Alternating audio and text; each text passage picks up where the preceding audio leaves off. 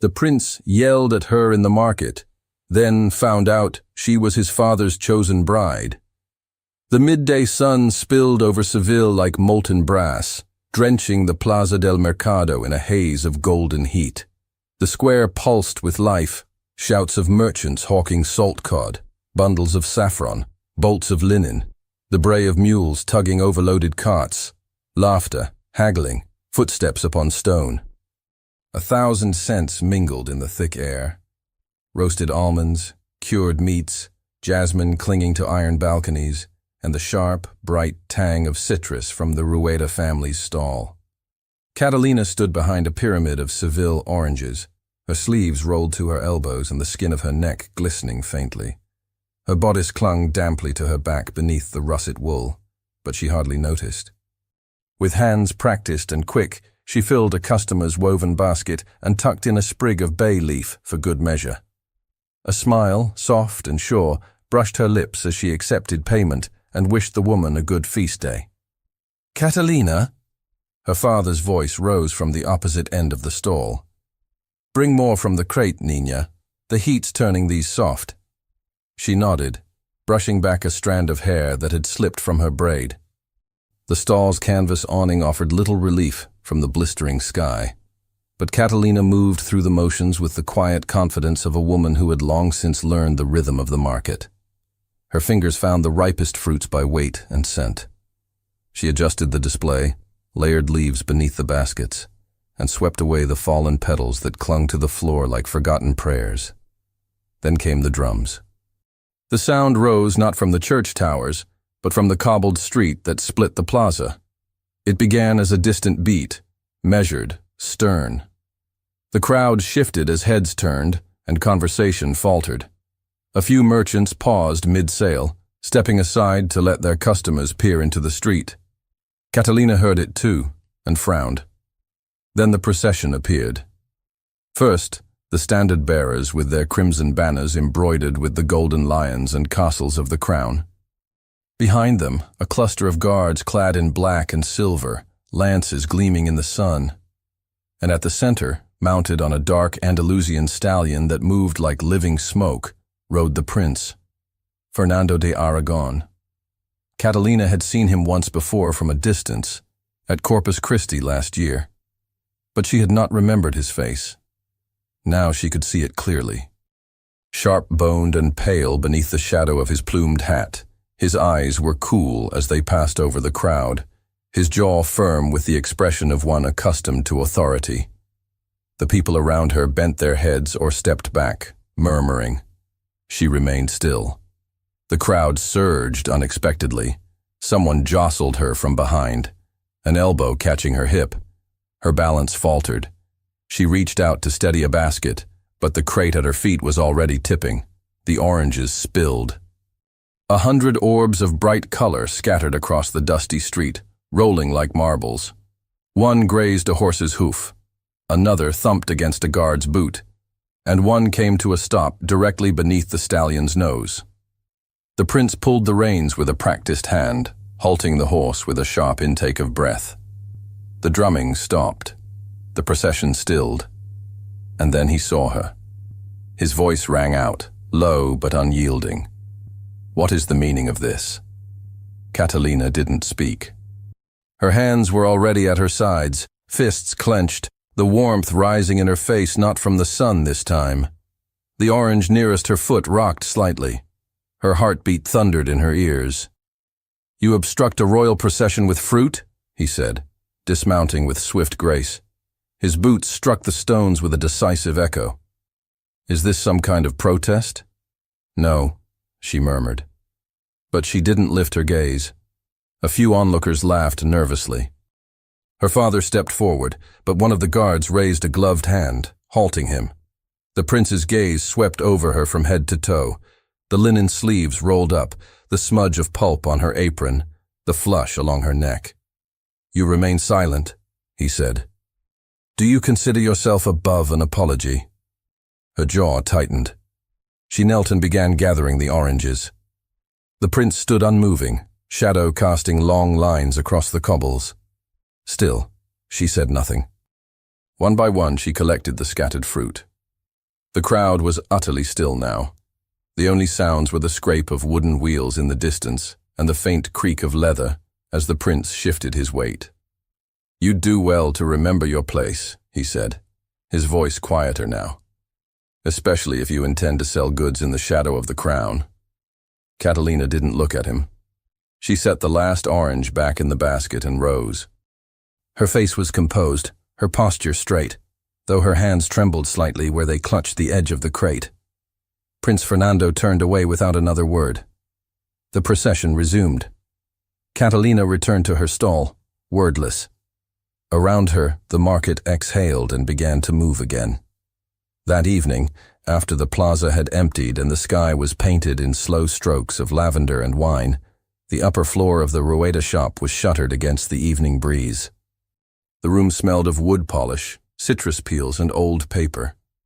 Catalina stood before her father's desk as he unfolded a letter sealed with the royal crest. He did not look at her as he spoke. "You are to be married." Her breath stilled. "To Prince Fernando." She blinked. "What?" He met her eyes then, grave and tired. "The king has arranged it. A union between the crown and our house. It is advantageous." Catalina could only stare. "It is not for love," he continued, "nor for sentiment. It is for alliance. The merchant guilds grow restless. The crown requires loyalty, stability. We are the oldest trade name in Andalusia. You were chosen." Her lips parted, but no words came. She stepped back, as if the space between her and the desk could soften the blow. "He doesn't even know me," she said at last. Her voice was hushed. He thinks I'm common." "You are," her father replied, not unkindly. "And now, you will be more." A silence settled between them, thick as dusk. Catalina's thoughts moved too quickly to catch. Her mind conjured the scene from earlier, the prince's cold voice, the weight of eyes on her back. And now, marriage. "I haven't even been courted," she whispered. "There is no time for courtship, only arrangement." She turned toward the window. Outside, the last light of day touched the rooftops in bronze. She could see the market stalls being packed away, the stones swept clean, the remnants of the day folded into shadow. "You leave tonight," her father said quietly. "The carriage is already arranged." Catalina stood motionless. When the hour came, she descended the stairs in silence, her travel cloak draped over her shoulders. Her braid had been tightened. Her skirts were modest and dark. Her mother's crucifix rested at her throat. She paused at the shop's entrance. The lantern above the door flickered softly in the breeze. The smell of orange blossoms drifted from the courtyard beyond. Her eyes lingered on the stall, the worn wood counters, the baskets emptied of their fruit, the small painted sign bearing her family's name. She did not cry. Instead, she stepped into the carriage, her spine straight, her hands folded tightly in her lap. The city of Seville faded behind her, stone by stone, lantern by lantern, as the wheels turned toward the palace. The air grew cooler as the sun vanished. Stone walls rose around them, ancient and vast. When the carriage passed through the main gate of the Alcazar, the world grew quiet, except for the hollow echo of hoofbeats across the marble courtyard. The carriage drew to a stop. A royal attendant stood beneath the archway, eyes unreadable, hands clasped behind his back. And in the shadows just behind him, arms crossed, face expressionless, stood Prince Fernando, watching her arrival in silence.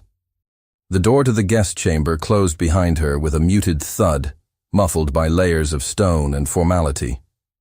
Catalina stood motionless for a moment, letting her eyes adjust to the soft amber glow of oil lamps mounted along the walls. The air was cool and faintly perfumed with lavender, but the stillness in the room felt foreign, deliberate, almost oppressive. It was beautiful, undeniably so. The carved walnut canopy bed stood like a throne at the center, its silken curtains tied back with gold cord.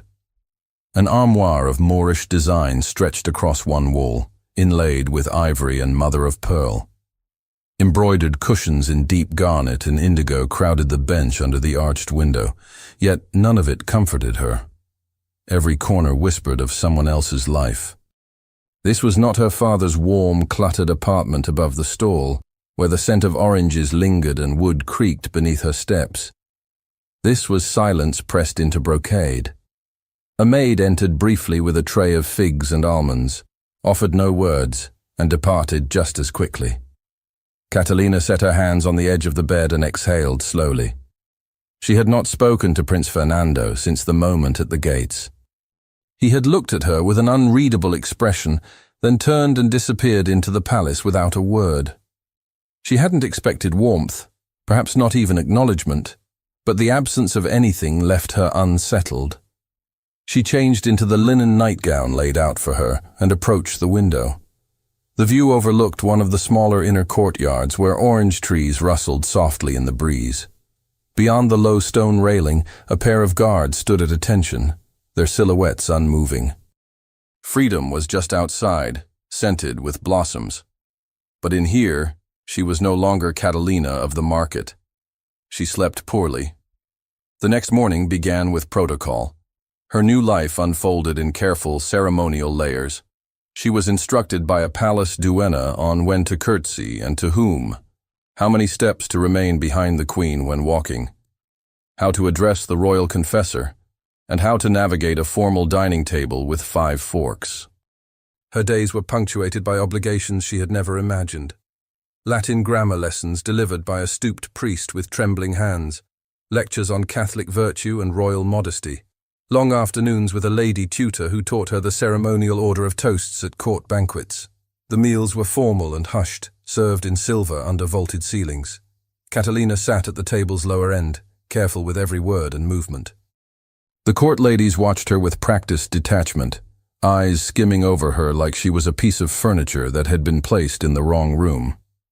Lady Beatriz de Santillana was among the most prominent of them, always seated close to the queen, always immaculate. Her hair was arranged in flawless golden coils, her gowns severe and dazzling. She never addressed Catalina directly, but she had a way of laughing softly at precisely the wrong moment, as though mocking a joke no one else had heard. Whispers followed Beatrice like perfume. It was said she had once been considered as a match for Prince Fernando, or perhaps more than considered. Still, Catalina held her silence.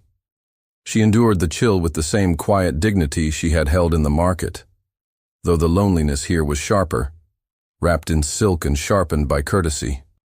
The first time she stood before King Alonso, her breath caught in her throat. The royal audience was held in the Sala de los Embajadores, where the walls gleamed with gold and the ceiling seemed to vanish into painted heavens. She had never seen so much grandeur. Her feet felt heavy on the mosaic tiles as she entered.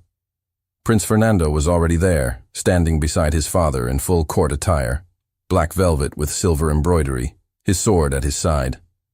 His posture was immaculate, his expression unreadable.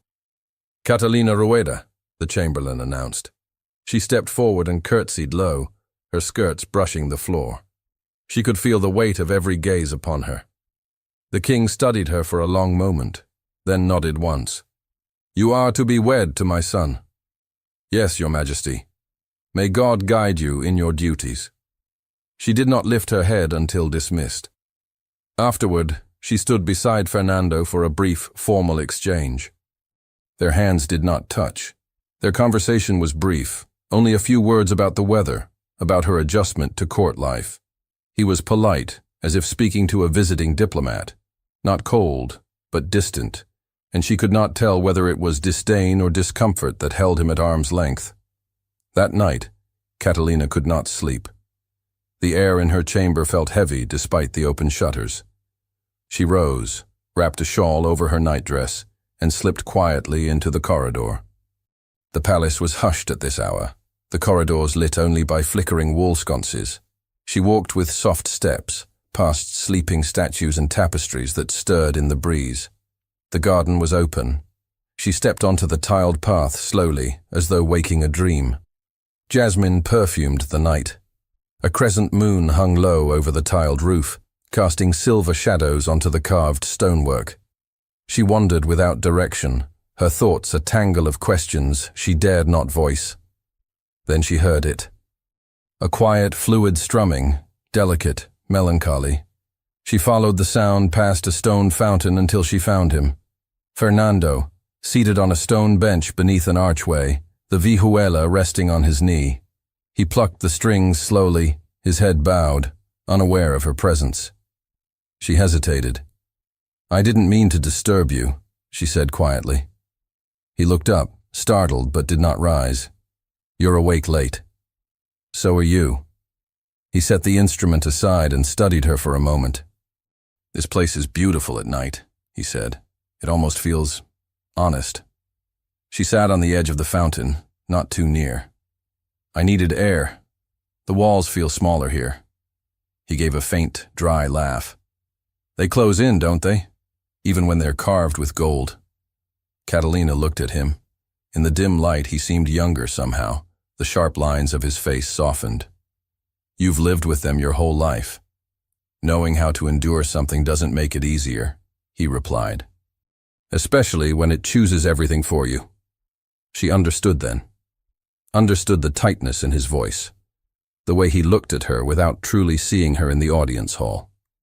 "I was told yesterday I must learn to walk 3 paces behind the queen," she said after a moment. "But I've never followed anyone, not even in the market." He looked at her, surprised. "I believe you." They were silent for a while. The only sound was the faint splash of the fountain and the wind stirring in the trees. When he rose, he paused. "Good night, Catalina." "Good night, Your Highness." But in the days that followed, something had changed. Their meetings remained formal, escorted strolls through the gardens, shared attendance at Mass, occasional words exchanged during supper. Yet the way he looked at her shifted, subtly. He no longer avoided her gaze. When she made a clever remark during a discussion with a visiting friar, his lips curved, barely, but unmistakably. He still held himself with reserve, but his silences no longer felt like avoidance. They felt like restraint, and Catalina felt the difference. The chill of the court still pressed on her shoulders, but beneath it, something warmer stirred, something uncertain. Yet the court itself remained unchanged. The glances from the noblewomen lingered. The hierarchy remained intact, unbending. The corridors whispered with meaning. Catalina had begun to understand that her presence here, her very existence in this role, was a disruption, and disruptions were not easily tolerated. One night, as she returned late from a quiet visit to the chapel, she passed a corridor lined with tapestries. The shadows were long, the sconces nearly out. She paused. Voices. Behind the heavy velvet curtain, someone was speaking. "She may wear the ring," said a woman's voice, low and clipped, "but that doesn't make her a princess. This arrangement won't last, not if I intervene." Spring crept through the palace in quiet ways, warm breezes through stone corridors, the scent of wisteria drifting from the outer gardens, servants murmuring of early figs in the market. The sunlight reached deeper into the Alcazar each day, brightening the mosaics along the walls and bringing with it an unspoken urgency. The engagement ceremony approached, and with it came a growing need for presentation, performance, and perfection. Catalina found herself swept into a current of preparations she could neither direct nor resist. Seamstresses arrived with bolts of embroidered silk in royal hues, fluttering around her with pins and murmured measurements. Tutors intensified her lessons in court protocol. Palace stewards rehearsed her role in the procession until her steps felt choreographed beyond recognition. She was not alone in this performance. Prince Fernando, too, stood beside her during rehearsals, during official luncheons, during walks through the gallery while being introduced to the clergy and diplomatic visitors. Always he was composed, attentive, dutiful. But something had shifted. When he met her gaze now, it lingered. When they spoke, his answers were more than polite. They were attentive. She had not expected warmth. She had never hoped for kindness. And yet it was there, almost imperceptible. A look, a shared breath, a question asked softly enough to suggest he wanted the answer not for appearances, but for himself. One afternoon, during a reception for foreign envoys, Catalina stood at Fernando's side as they greeted the Portuguese ambassador and his wife.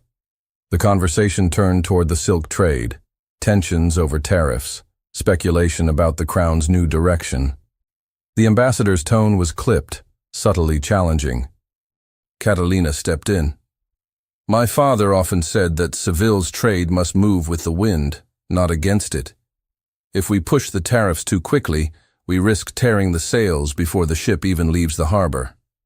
The ambassador blinked, then smiled. "An apt metaphor, Doña Catalina. Your father is a man of clarity." Fernando said nothing, but as the ambassador and his wife turned away, Catalina felt his hand brush lightly against hers, the barest touch of acknowledgement.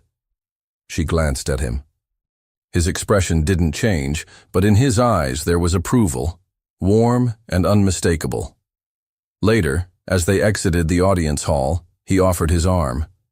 It was a simple gesture, expected, rehearsed. But when she placed her hand over his fingers curled just slightly, almost protectively. Their connection remained unspoken. A look exchanged across the chapel. A smile shared when a cardinal dozed off during a sermon. A hand offered when her foot slipped slightly on the marble steps. These were not grand declarations, but in the shadowed spaces of court life, where words could be sharpened into weapons, small things carried weight. And yet the shadows never vanished. Lady Beatrice watched everything. Her presence was always near, sometimes beside the queen, sometimes speaking with visiting nobles, always beautifully dressed, always composed. When Catalina spoke at dinners, Beatrice's smile never reached her eyes. When Fernando lingered too long in conversation, Beatrice would find a way to intervene, placing herself between them with a graceful turn of the wrist or a murmured word to the prince. Rumors began to curl through the court like smoke. They weren't shouted but whispered, just loud enough to be overheard, just quiet enough to be denied. "She's maneuvering, not marrying," one courtier said. "A merchant's daughter, now instructing the diplomats," said another. "There's ambition in her stillness," murmured a third. Catalina did not respond. She held her place with the same composure she had always carried. But inside, the air began to thin. Every step forward felt observed. Every kindness from Fernando felt like a risk. And then came the letter. It was discovered in the possession of a minor noble, a cousin to a court advisor, careless with his vices and eager for favor. The letter, written in a careful but unfamiliar hand, implied that Catalina, on behalf of her family, had offered to secure him a place in the king's council in exchange for certain favors related to trade rights in Cadiz. The paper bore her name. The contents were damning. The king received it privately. The court buzzed before noon. Catalina was not summoned immediately. The silence was worse than accusation. Her maids were curt. Her lessons were cancelled. When she passed through the corridor, the guards did not meet her gaze. And Fernando, he said nothing. 2 days passed. She saw him in the chapel during morning mass, standing across the aisle. He bowed politely, but his eyes gave nothing away. That distance, which once had felt like formality, now felt like abandonment. On the third morning, a steward delivered the summons. She was to appear before the royal council that afternoon. She dressed herself with shaking hands.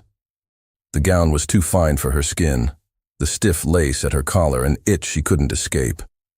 Her shoes clicked hollowly on the tiles as she made her way through the winding halls. 2 guards flanked her, wordless as they escorted her to the Sala del Consejo. The room was vast and sunlit, its high windows casting long beams of light across the checkered floor. At the center sat King Alonso, flanked by advisors, bishops, and noblemen in dark velvet. Prince Fernando sat to the right of the king, a little apart. His expression was unreadable. Around the perimeter, courtiers whispered. Catalina felt their stares press against her like heat. She approached the center and curtsied, Her legs felt stiff beneath the weight of her skirts. The chamberlain raised his voice.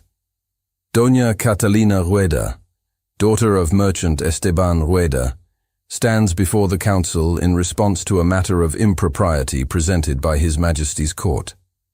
The king's gaze was steady, not cruel, but not kind. A letter has surfaced bearing your name. It suggests you have sought to influence this court through improper channels. You may respond. Her throat was dry. She lifted her eyes and looked for him, Fernando.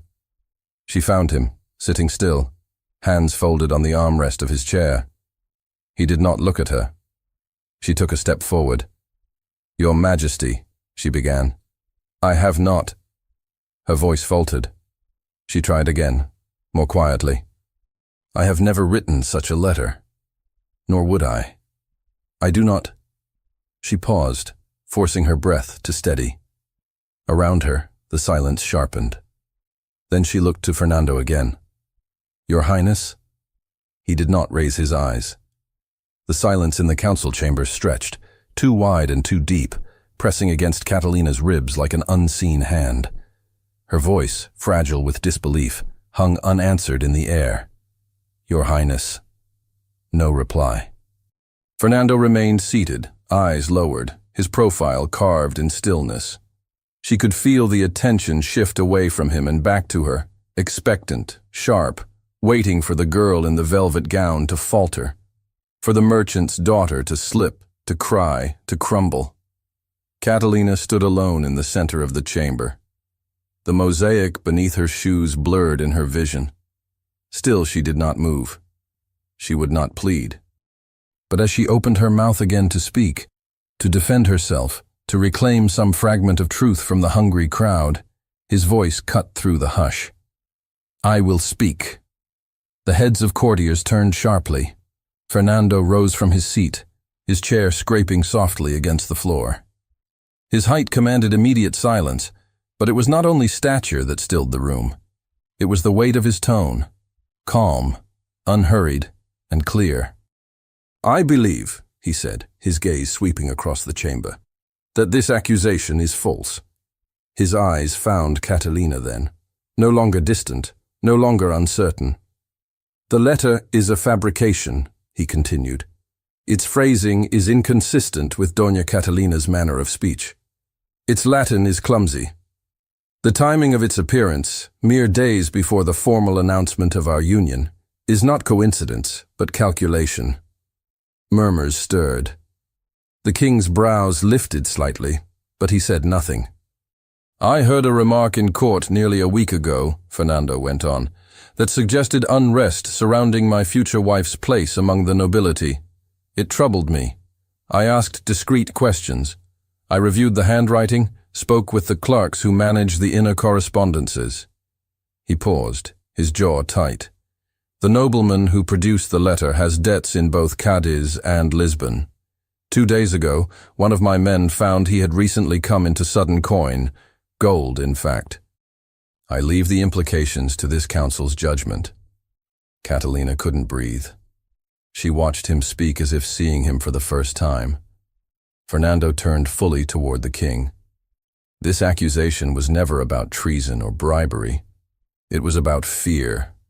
Fear of a woman who did not come from silks and titles, who speaks with her own mind and does not crumble in the face of whispers. He turned back to the court. His voice softened, but the emotion in it sharpened. I have stood silent too long. Let me be clear. I wish to marry Doña Catalina not because it was arranged, nor because duty commands it, but because I have come to see in her a kind of strength I lack in myself. Honesty without pride, clarity without cruelty. In a place where ambition twists every smile, hers is the only face I trust. The chamber was silent. The hush was not hollow now, but full.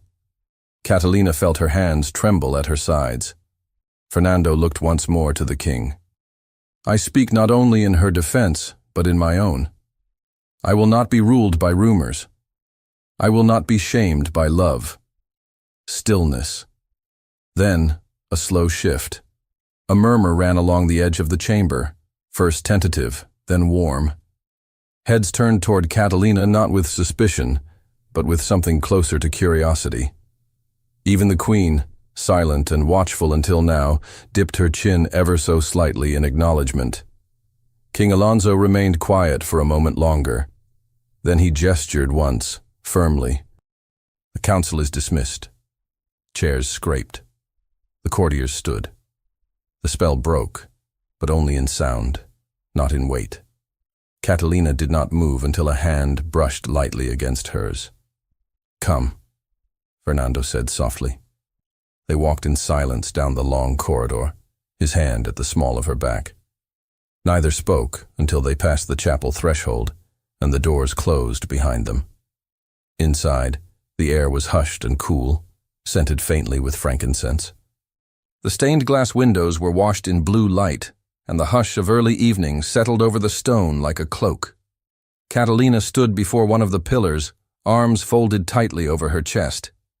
The weight of the past hour was beginning to reach her skin. "You knew," she said. Her voice was not angry, just bewildered. "Why did you wait?" Fernando looked at her, his eyes darker in the chapel light. "I didn't know everything. Not until yesterday. I wanted to be certain before I spoke. You let me stand there. I thought—" He broke off, then stepped closer. "I thought I was protecting you by handling it quietly. I didn't want your name dragged through every corridor. I didn't want to make it worse." She lowered her gaze. Her hands trembled and she gripped them tighter to still them. "I'm sorry," he said. "I should have spoken sooner. I let my pride—" He trailed off, shaking his head. "I let my hesitation speak louder than my heart." Catalina didn't answer. She was afraid to. If she spoke, the emotion might tip into her voice, and she would not allow that, not here, not when she'd fought so hard to keep herself upright. "I know I failed you," he said quietly, "but I will not do so again." Her breath caught. Fernando reached out gently and took her hands in his. She did not resist. The warmth of his touch spread through her skin like something alive. "I never expected to care," he said, "but I do. More than I ever imagined I could." She lifted her eyes to his, and for a long, quiet moment, neither looked away. The weight of palace walls, of arranged alliances and whispered betrayals, faded. There was only the stillness between them, a stillness filled with everything unspoken. He stepped closer, voice low. "The court may still turn against us, but I will not." Catalina nodded once, her hands still in his. Then we faced them together. From the corridor just outside, footsteps approached quickly, echoing off the stone. A servant rounded the corner, breathless, stopping just beyond the chapel entrance. He bowed. "Forgive the intrusion. His Majesty requests your presence at dawn. Both of you." The morning came with soft light filtering through layers of gauze draped across the chapel windows. Catalina stood beside Fernando, her hands clasped before her, the stone floor cool beneath her slippers. The walk through the palace at dawn had been silent, save for the rustle of her skirts and the slow rhythm of Fernando's footsteps beside hers. Now, in the king's private audience chamber, it was silence again, but of another kind.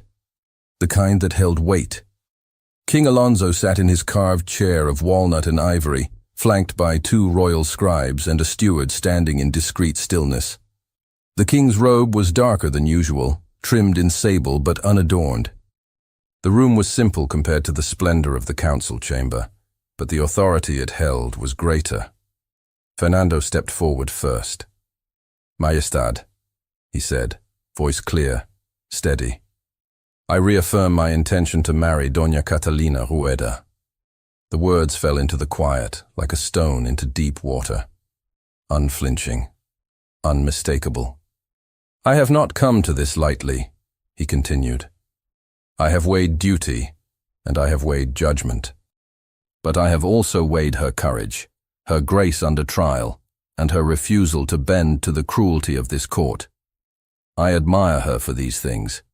I believe she will honor this house, and I ask for your blessing." not as a command, but as a father's assent. Catalina stood still, every breath shallow. She had not seen the king's face change since they entered. He looked at his son with an unreadable gaze, as though measuring not just his words, but the man behind them. At last, the king spoke. "The court has been troubled," Alonso said. "There are some who believe this union beneath your station, others who see it as reckless." His voice was low, deliberate. "But I have seen her conduct. I have seen her restraint and her silence when she could have cried out for attention. That silence is the mark of someone who knows what dignity costs." Catalina did not lower her eyes. The king turned to her then. "You have not fought for a crown, Doña Catalina. That is clear. But you have not shrunk from its weight either." He exhaled softly and turned back to Fernando. "You have my blessing." Catalina's breath caught. The room felt suddenly warmer. Her fingers curled slightly, her nails brushing her palm. "Let it be known to the court," the king added, "that this union is sanctioned and its benefit already felt." In the days that followed, the atmosphere in the palace began to shift. Not suddenly, but with the slow ease of ice melting from stone. There were fewer whispered conversations as she passed. The lingering glances softened. New alliances with the Seville merchant houses were inked into parchment, signed with wax and gold seals. Ships departed the southern ports with goods stamped under royal trade protections. Gold trickled back into the treasury with a quiet efficiency that no one could refute. The court, ever practical beneath its pageantry, began to accept her. Lady Beatrice did not appear again in the Queen's salons. The news was whispered without embellishment. She had taken ill, it was said, and been sent to convalesce at her family's estate in the countryside. No one spoke of the letter, no one needed to. Her absence was explanation enough. With the road cleared, preparations for the wedding began in earnest. Catalina was led by court seamstresses into chambers draped with bolts of ivory silk, lace imported from Flanders, and delicate seed pearls. Gowns were stitched with trembling hands, as if even the tailors feared marring the significance of the occasion. The palace gardens, the same ones where Fernando had once played the vihuela in moonlight, were transformed for the ceremony. Carved olive branches and fresh jasmine were woven into garlands that stretched from one colonnade to the next. Long white cloths were draped over the banquet tables, set with silver goblets and crystal plates. Brass instruments rehearsed softly in the courtyards under the sun. When the day arrived, Seville stirred as if waking from a long slumber. Nobles and merchants alike passed through the arched gates of the Alcazar, their carriages glinting under the early light. The chapel bells rang once, twice, and again, and then silence fell. Catalina stood before the mirror as the final pins were tucked into her hair. Her veil was lace, embroidered by the hands of a convent whose nuns never left its walls. Her gown was pale gold, stitched with thread so fine it caught the light like morning dew. Around her waist was a simple sash, tied with a ribbon of deep burgundy, the only nod to her family's house colors. When the doors opened, the world beyond them blurred for a moment. The sunlight, the hush of gathered guests, the music lifting into the open air. All of it faded as her eyes found Fernando at the altar. He was dressed in ceremonial velvet, but it was not the splendor that held her. It was his face, his eyes, fixed only on her. The rest of the court might as well have disappeared. She walked to him slowly, her steps guided not by choreography, but by instinct. At the altar the vows were spoken, the rings exchanged. But it was when Fernando reached to lift her veil that time seemed to pause. His hands moved with careful reverence. When her face was revealed, his expression changed, visibly, profoundly. His features softened as if something heavy had finally released its hold. The distance between them vanished. Catalina met his gaze with calm certainty. This was not submission, not a moment of triumph or possession. It was something far more delicate. Two people, once strangers bound by politics, now standing of their own choosing. When they turned to face the gathering, Applause rose in a wave, not thunderous, but warm, genuine. After the ceremony, the palace's inner courtyard came alive with celebration. Laughter echoed beneath the high arches, music spilled into the gardens, and for once, formality gave way to something closer to joy. As twilight fell, Catalina and Fernando stepped away from the crowd, unnoticed, through the vine-covered gate into the garden where they had first truly spoken. The jasmine was in bloom again, and the orange trees gave off their quiet perfume. They walked without speaking until they reached the stone bench beneath the same archway where the vihuela had once rested. She sat beside him. The tension that had lived in her shoulders for so long had gone. What remained was stillness and breath, and the awareness of him beside her, not as prince, not as duty, but as man. He reached for her hand. She let her head rest gently against his shoulder. The warmth of the evening wrapped around them. Above, the sky deepened to indigo. No more secrets, no more games, only this, quiet, steady, and hard-won. A breeze moved through the garden, lifting the edge of her veil and carrying the scent of jasmine across the stone. Somewhere in the distance, the bells of Seville began to toll, one after another, like a heartbeat spreading through the city. And beneath their sound, the couple sat together, once divided by birth and expectation, now joined not by obligation, but by choice, lasting and utterly theirs. Thank you so much for listening to this story all the way to the end. We hope it moved you as much as it moved us while telling it. We'd love to hear your thoughts. What did you think of the story? Leave us a comment telling us where you're listening from and what you liked the most. On a scale of 0 to 10, how would you rate this story? If you enjoyed this story, don't forget to subscribe to the channel and give it a like to show your support. That really motivates us to keep creating and sharing more stories full of emotions and life lessons. And before we say goodbye, we'd like to remind you that on the end screen, you'll see a recommendation for another exciting and charming story. If you'd like to enjoy it, just click on the video. Thank you once again for being here, and we'll see you in the next story.